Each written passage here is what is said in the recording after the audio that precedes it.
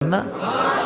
আল্লাহ বললেন পাখির দিকে তাকাও, আওয়ালাম ইয়ারাও ইলাত তায়র, কারণ পাখির মধ্যে নিদর্শন আছে না নাই? পাখি নিয়ে গবেষণা করলে পাখির রব আল্লাহরে খুঁজে পাওয়া যাবে, ঠিক কি না?